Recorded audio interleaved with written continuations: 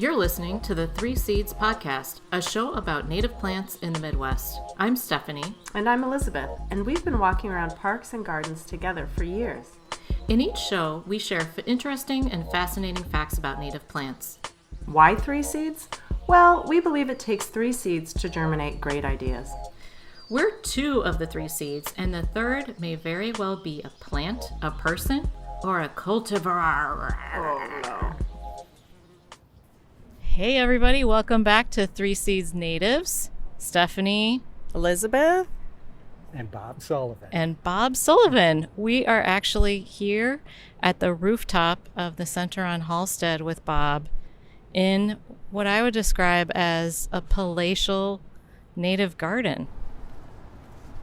See, that is a monarch egg that was just laid this morning by the first monarch I've seen in the garden this year. So we're looking at a little milkweed plant with a tiny white dot on it. Yeah. So delicate and perfect. So could you give us a sense of, how are you keeping track of how many species of plants you have? Yeah, I have a big spreadsheet. One year, the main year that I planted, I put in over 800 plants of a bunch of different species, and then every year since then I've added a few hundred more.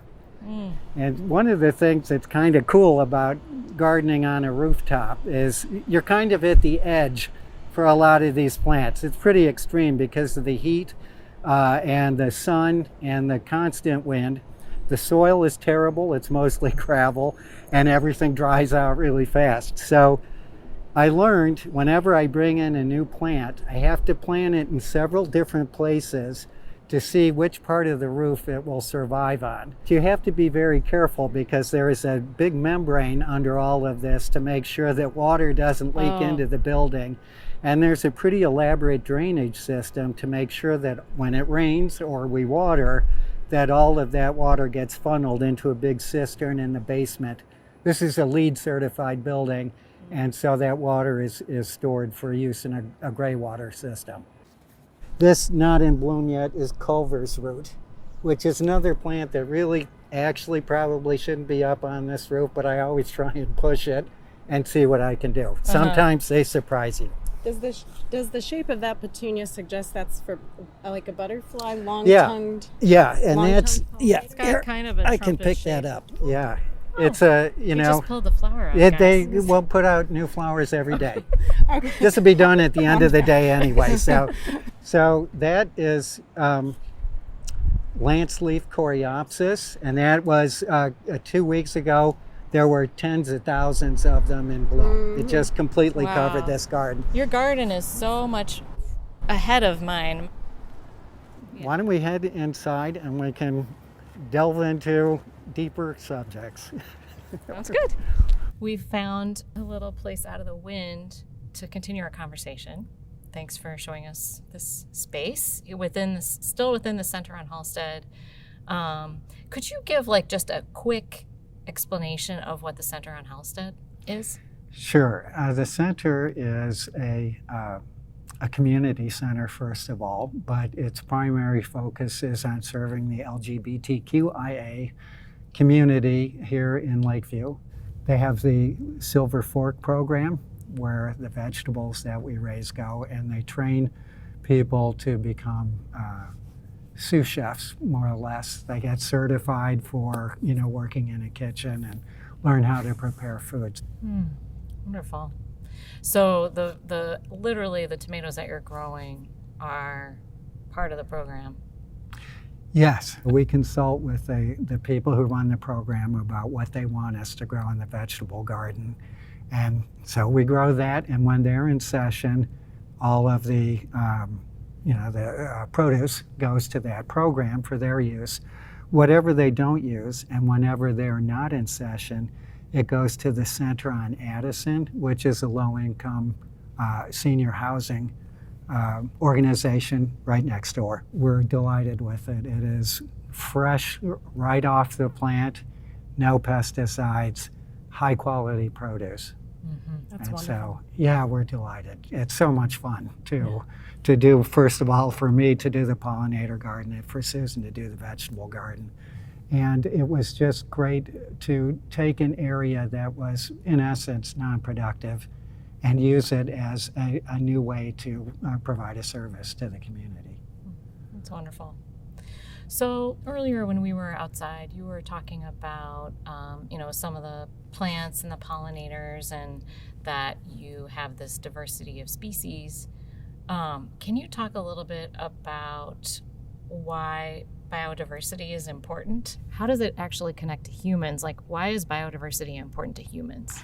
It's something that's really hard for me to explain when someone asks me, but why should I care? Yeah, I can give some good examples about why it's important.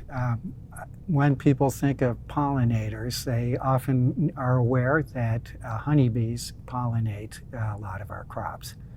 And so there an obvious connection there is that, well, we need insects. We need them for a lot more reasons than pollination, but that's an obvious thing that a lot of people are aware of.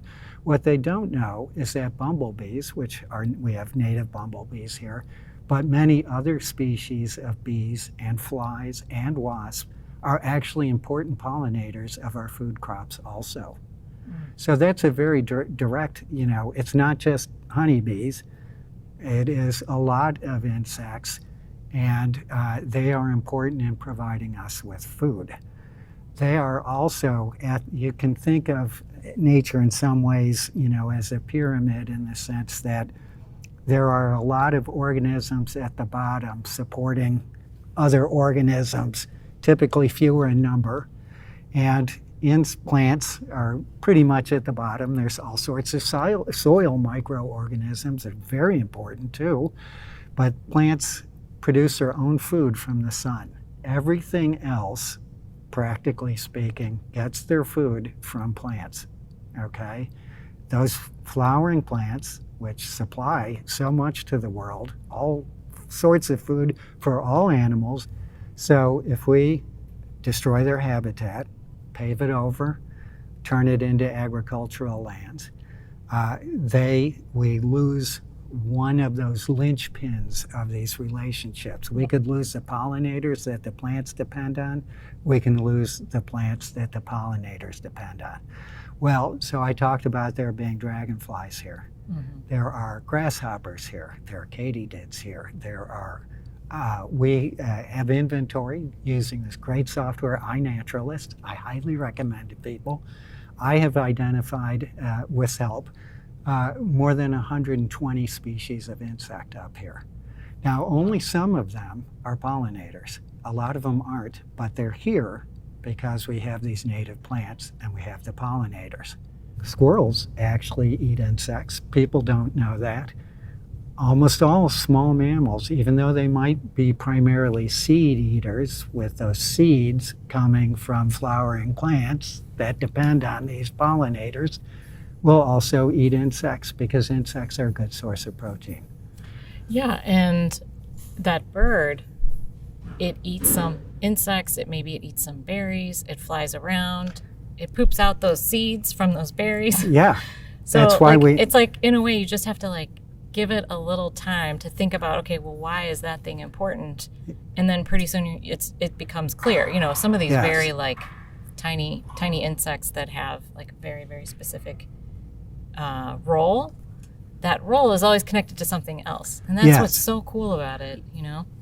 Yeah, these things it's not in isolation. Right. No, and I think another very important thing is there are so many creatures out there, a lot of which human beings know nothing about. I mean, literally don't even know they exist. They know that they're there, but no one's described them or had time to actually figure out what they do, how they live.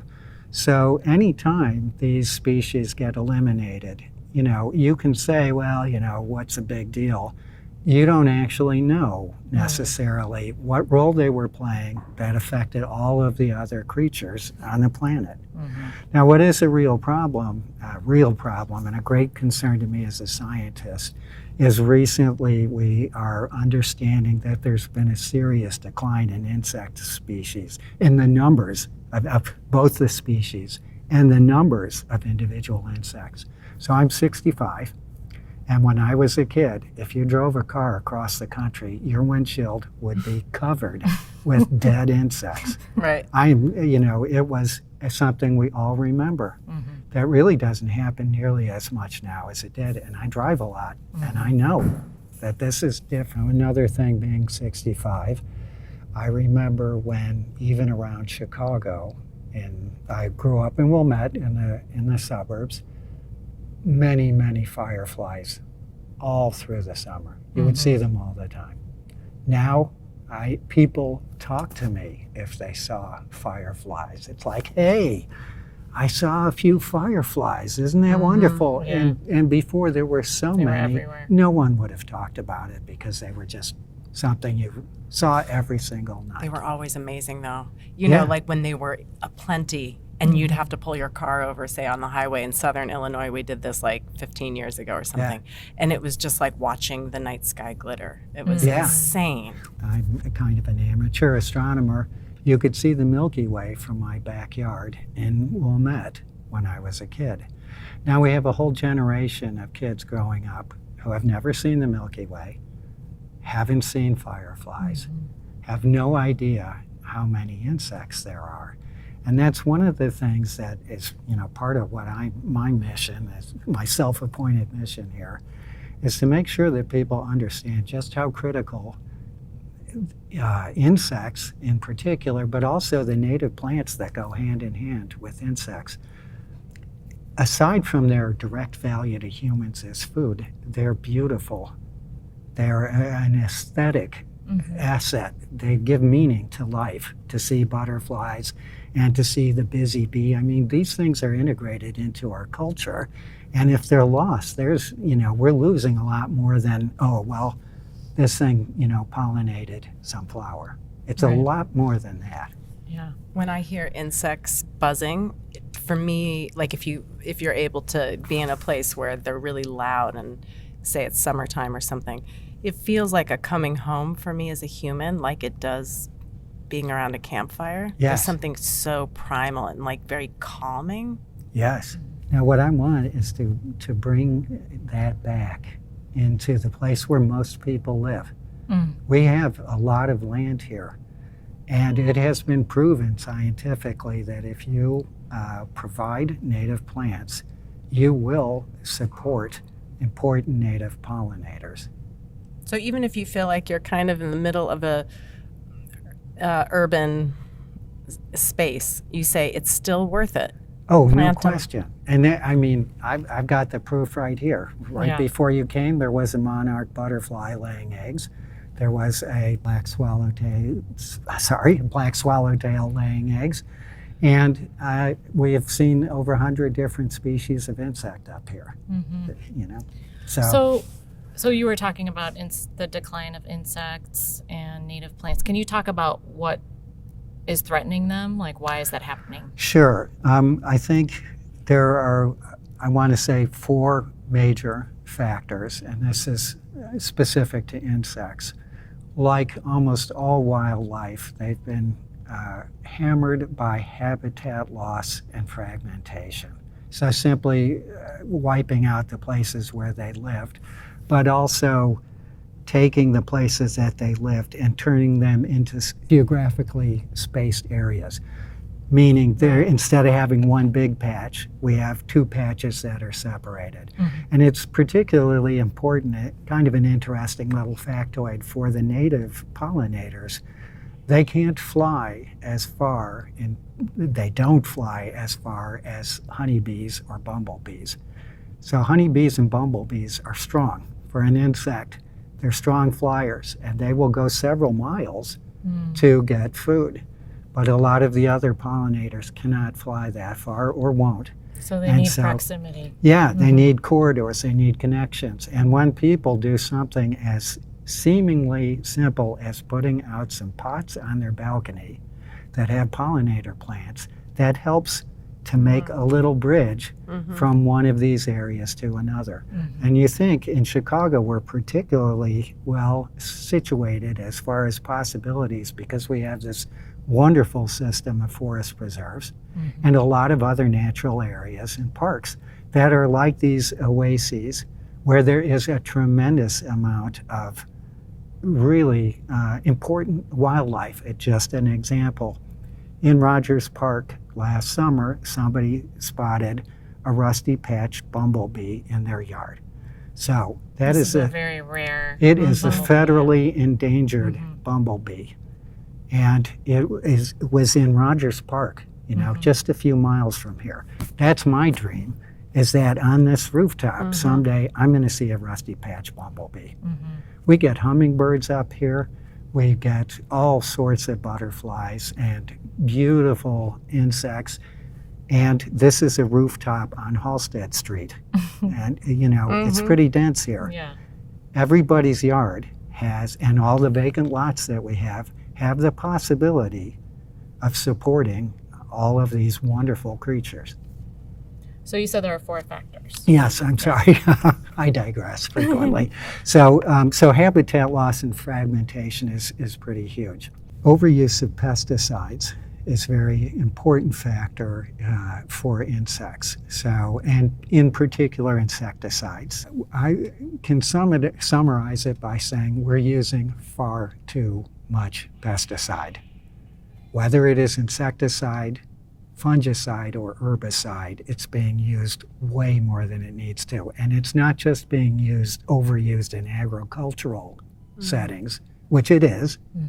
It's being overused in urban settings. It's Domestic. in the home landscape. People are, if you have a lawn service comes, they're putting fertilizer on your lawn. Oh. They could be, if you go to the hardware store and buy, or Home Depot or wherever, and buy grass seed, often it will be treated with a fungicide, or weed and feed is made to kill weeds.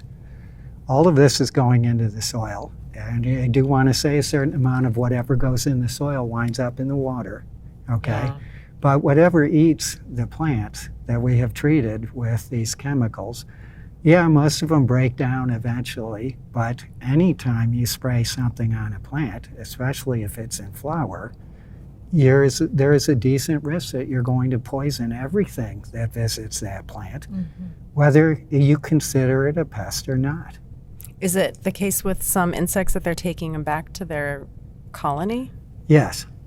Oh, Yes, That's so it depends on, so there is a class of insecticides called neonicotinoids. Right. They are actually the most commonly used insecticide in the world, and they are what we call systemic. So when they're applied to a plant, they are actually in the tissues of the plant.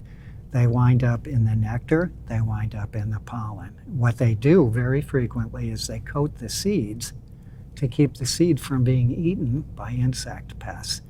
And when you plant the seed, it's still got the neonicotinoid in it, and it is in the plant. So anything that is Bad getting science. the nectar or the pollen is getting a very, very tiny dose of this insecticide. And it may not kill them outright, but they have done studies that have shown it affects their motor, the way their brains work, their motor abilities. They can't navigate to flowers as well, and it's a stressor on their immune systems. Insects have immune systems just like we do, and this is like, something that makes them more susceptible to disease. I don't know why that makes me so sad. I feel Well, like I mean, about, are those connected to colony collapses? No, we won't get into that. Okay. Yes, they are. They're one factor, and I'm, yes, is the short answer, but like all of these things, it's complicated. There are a lot of things that contribute to colony collapse disorder. So I do want to say on our 4 things, invasive plants, very important, okay? So especially around here, a lot of the vegetation. I have a huge beef with invasive plants. Well, Elizabeth knows about this. so Stephanie particular has mustard, garlic mustard. garlic mustard. Should she be? Is that a case? Because I feel like she's futilely plucking it out one by one, and some people might be tempted to use chemicals on a situation like that. Well, I'm going to bring my crop duster over across her lap. It's a Garlic. conundrum because you Yeah. get to a point where you're like, I'm just pulling everything out of the ground. Do you ever feel like becoming a garlic mustard farmer? No, You could start not at all. It is edible. You can make That's- you can did make you know wonderful that? pesto with it. Well, okay, maybe I can organize some kind of pesto party or something. It was actually gotta first pull your brought own- to. It was. gotta pull your own garlic You have to pull a quarter acre of garlic mustard to get it going. It was first brought here as a food plant. Yeah. Oh. And not to be, grown in crop fields, but just something that people Yeah. had in their Is gardens. she going to ever get it out? Like, she has, what, an acre am. of this? I am. Oh, I mean, Don't she question is my determination. Totally. No, it's all going to work out. And I'll tell you what, there are some plants that are far worse than garlic mustard Oh, yeah? in terms of invasiveness. Can you talk about the definition of invasive also? Yes. Okay. So the pretty much commonly accepted definition of an invasive plant is a plant that is not native to a particular location and grows so aggressively that it crowds out, in essence, the other plants. And of particular concern here are the native plants that grow there. And we have in the Chicago area, there are easily 175 invasive plant Wow, species. that's a lot. Yeah. I didn't realize that. You can think of them as bullies, really, because they'll just They like are. say, "This is all for me." And they're the Forget top. diversity. They're like the top bully every time because they don't have known.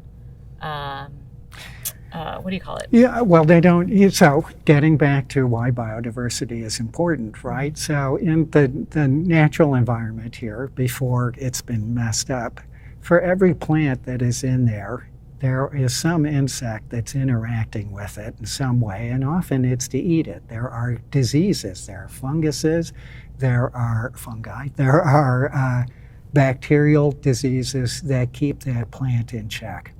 When you take that plant and park it over on the other side of the world and you bring the plant, but you don't bring the other things, which you don't want to do. Yeah, it's just even more. Because yeah. it's like an uncontrolled experiment.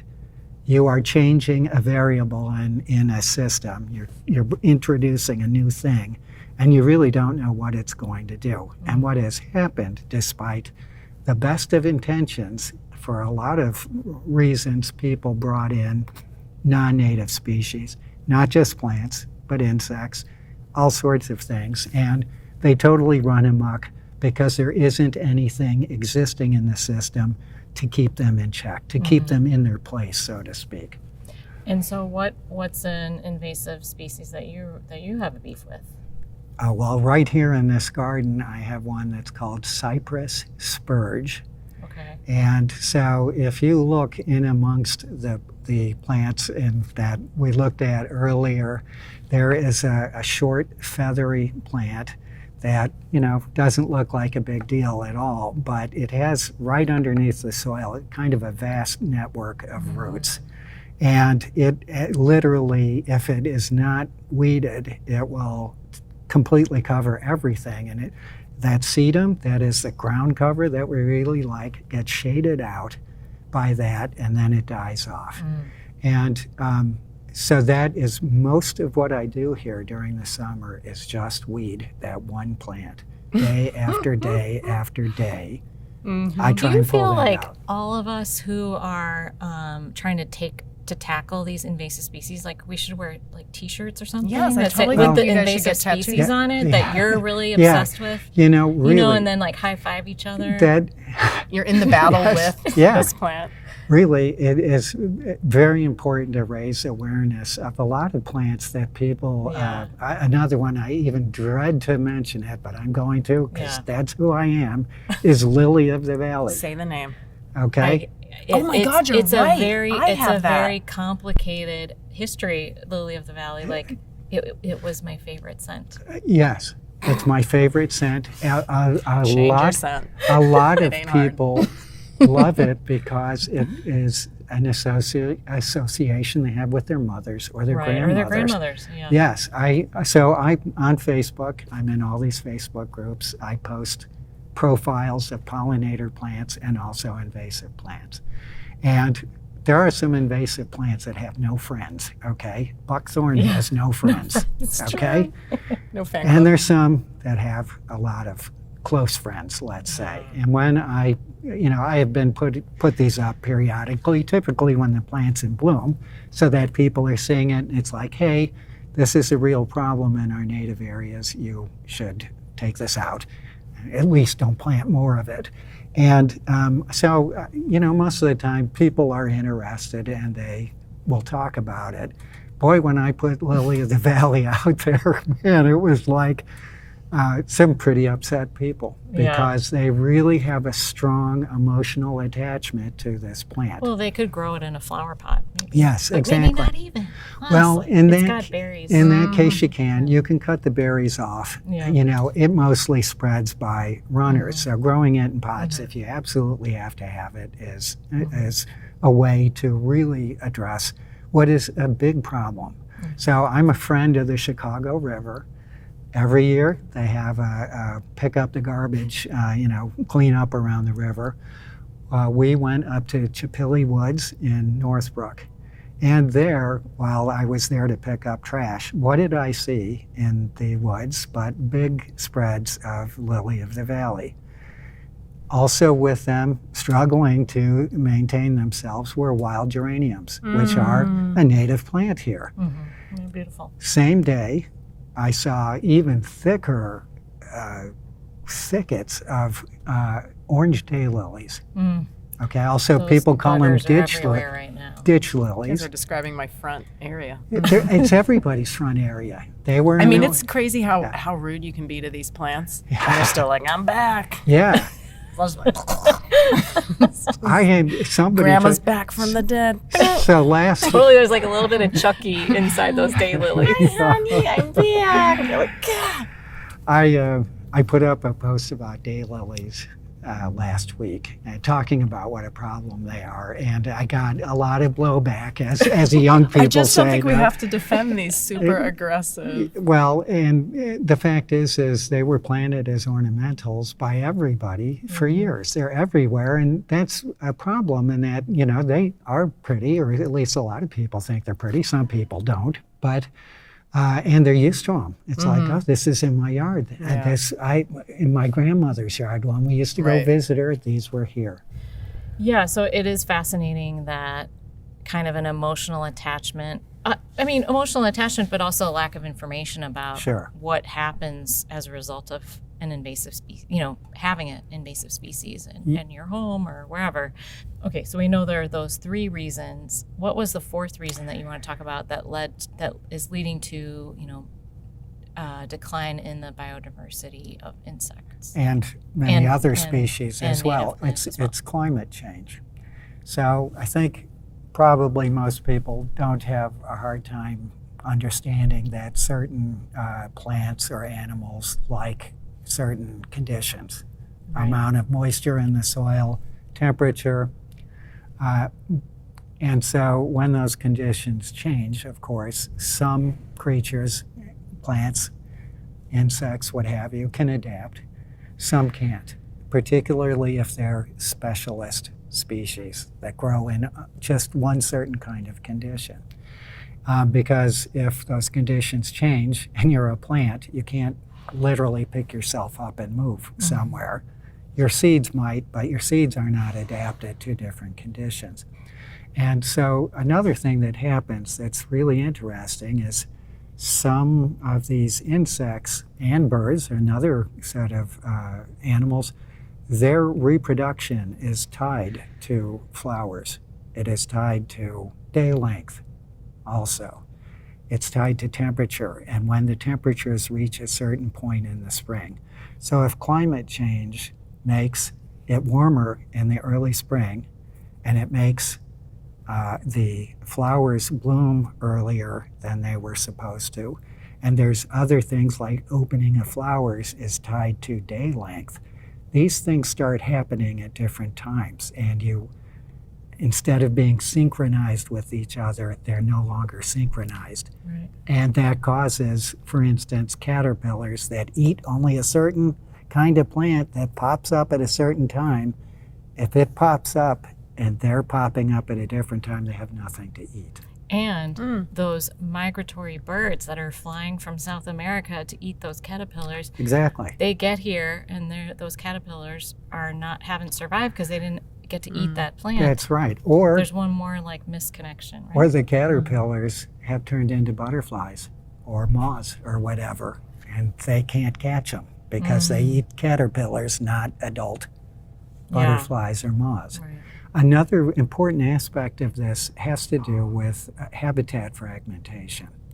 So one of the adaptations that creatures can make in the face of climate change is to move north, right? Or to move up a mountain to get where it's cooler, or to move north into a cooler climate.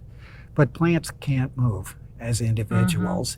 And sometimes their seeds are not dispersed by the wind. They rely on animals to transport them. When we have habitat fragmentation, the distance between places where they can live can be so large that there is no way for them to move to that area. Another aspect of this is the isolation makes them isolated genetically. Right. They inbreed. They can't interact with all of the other species or individuals of their own species to maintain genetic diversity, which is very important. Right. Check episode 8, folks. Dr. Stewart. Okay, this all sounds kind of dire and horrible, and the future seems bleak. But at the same time, like, you have created this amazing oasis, this urban oasis, literally, for insects and plants And I'm not alone, birds and, that's for sure. And you're not alone. So can you tell us, in like a few words, what's been like really gratifying to you about doing this? Because you're continuing to do this. You started in 2018. Yes. It's 6 years later. I enjoy, first of all, I love plants. I am a total plant geek. I'm an insect geek, and I love seeing all of the various things that come to this garden. It's way better than I expected. It's a lot prettier than I expected, but just more living things here than I ever could have imagined. That's awesome. The other thing I like is telling people about it, talking to people like you who are interested in making people aware of this, to see people when they understand, oh, there are actually 4,000 bees and they make this bee bread stuff. It's awesome. It's so cool, and it's really gratifying to share that with people. And actually, you can share it with people because you give tours. Yes. Oh, yes. And we're giving tours. We give tours in the growing season, typically one a month on Saturdays, 2 tours in the afternoon. And you can sign up online through the center on Halsted. Wonderful. We'll share that information in the description. We're coming to the plant reveal. And I am excited. Bob has one for us? Yeah, he does. I do. I'm excited. Okay.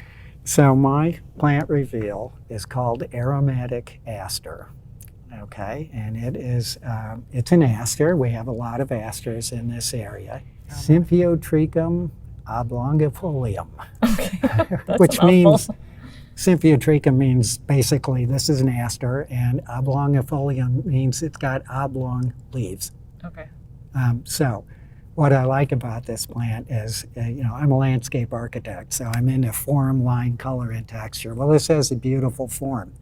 It is a low-mounded, almost shrub-sized thing that's just a nice shape, even when it's not in bloom. When it is in bloom, it is absolutely covered with beautiful purple flowers. And I mean, I have some good-sized ones here that have 400 or 500 flowers on them, all at the same time. It is like a mound of flowers. It is visited by tons of different insects. But the best thing about it, aside from the fact that it can grow on this roof and do just fine, is it blooms in October. Right at the end, right before frost. It puts out hundreds of flowers. And that's critically important. I mentioned at the beginning of our tour that a pollinator garden should have flowers all through the season. And this is the last one for us. And it puts out so much in the way of resources, pollen and nectar, for, in particular, meaningful to me are the bumblebee. They're called gynes. They are fertilized females. They're going to overwinter in abandoned rodent nests, typically in the ground. So all these connections, right? Did you know bumblebees use abandoned mouse nests? No, I did not know that. They do. They also use... Because they were pre-hollowed? It's Yeah. like work's been done. Yeah, that's right, exactly. They're probably tired at that point anyway. They're like, Yeah. oh, cool. So we set Well, up. so they need to live through the winter by themselves, sitting dormant in this little, often it's under a pile of leaves or in, grass clippings that somebody left out. So just a piece of advice to people, a little off the plant reveal, but don't have too tidy a yard. Leave your leaves. It's okay to leave sticks and stuff around. All of these things are habitat for some creature. All the stuff that you thought was junk that you needed to clean up is home for something. I like that. Junk is home, folks. I feel better about my home. So this aromatic aster provides a nice kick of pollen and nectar right at the end of the season for all of these little insects, and it's not just bumblebee queens, that need to overwinter and basically eat nothing until next spring. It's kind of the last push for them. And it does smell good. It's aromatic. The name is from the leaves, crushing the leaves. Oh. And it's aromatic, which doesn't necessarily mean fragrant. Okay. Kind of a, to me, difference. sort of a turpentine-y smell. It is aromatic, but like cedar more than a flower. And I'm not sure that it actually is something that humans would detect a fragrance from, but insects have a lot of sensory capabilities that we don't have. And so things that we can't detect, they can.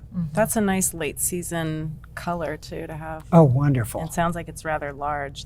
As big as this table Which that we're looks sitting like at. 20 inches, yeah. Yeah, 25. it could be, 2.5 feet, yeah.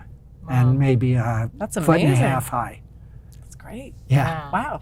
it's a cool plant. And it has a yellow, is it purple flowers with a yellow? I think it's purple, certainly purple petals, and I believe the interior is, I want to say yellow or maybe gold. Okay. Those colors can change as the plant blooms as a signal to pollinators, I'm done, don't come here. Another fascinating thing. Meaning I don't have any more I pollen. don't have any more pollen or nectar. I'm done blooming. Don't waste your time on your descent. Thank you so much for this super interesting conversation. That's really so much about connection. It's really about all the things that are interconnected, Yes, well, including that's ecology. humans, and that humans, you want to keep surviving. Like, okay, let's think about where our food comes from. Let's think about We forget how connected we are to the natural world. Some of us, not everyone. yeah. Yes. But we can forget that we are all connected. And I think if you walk in a garden and you hear those bugs and you feel something inside of you, that's because I think you're recognizing how connected you are. And for some people, that feeling might be fear, and they think about reaching for a pesticide or. Yes. So, what do we do for those people, just as like a wrap up? Well, I could wrap up, because this is something I usually do in our public tours, is people are deathly afraid of getting stung by, certainly by wasps, and often by bees. But first of all, males of any of these species don't have stingers. So a good chunk of the bees you see are male, and they can't sting you even if they wanted to. But they don't want to. They want to get food. That is really what they care about. And since they're solitary bees, they're not living in hives, they have nothing to defend unless you try and squash them, okay? Or you really disturb them. To save their own lives, they would sting you, but most of the time, they just ignore human beings now. Yeah. There are a few bees, honeybees, bumblebees, live in hives. They will defend the hives. Other than that, they won't sting people. Again, if they get caught in your sleeve or something, you might get stung. There are 3 kinds of wasps: hornets, yellow jackets, and paper wasps. paper wasps and yellow jackets being the one that are on your picnic, those are the ones you need to watch out for because they actually will eat human food. They'll eat fruit juice, they'll even eat meat. So they're around humans a lot. They also visit flowers, and they're pretty harmless when they're at flowers. So I think people are walking around afraid of things that they really don't need to be because very few are going to be a problem. Those things aren't really interested in them anyway. No. Right. That even applies to yellow jackets. Yeah. They don't want to sting. They want to live. Yeah. They want to keep their hive intact. They want to go do their thing. Yeah. The number one tip that I learned, and this is great, I learn a lot from the people who come on these tours, is to put out, if you're at a picnic anyway, put out food for them. What are you recommending? What's the amuse-bouche for wasps? Did I say that wrong? Well, You said it right. they probably like a grape. Oh, one grape, but sliced open? Sliced open, Thank you. right? Yeah, sliced open so they can get the juices. Okay. And, if it's a then put little it, like, rotten, banana would be good too. Oh. They like sweet things. I got some of that. I can Put it a out. little away from your picnic and then there they go. Wow. Thank you so much for everything you shared today. It's just really been a pleasure to get to see what your kind of like patience and your love for plants has led to. It's just beautiful. And thank you for your work that you've done to put these native plants and bring these pollinators to this particular block. Well, thank you for connecting with me. I'm grateful to have the opportunity to share what we're doing with your audience and with you too. Well, it's It's been a beautiful. real pleasure. Yeah, it's been lovely. Thanks so much. Bye.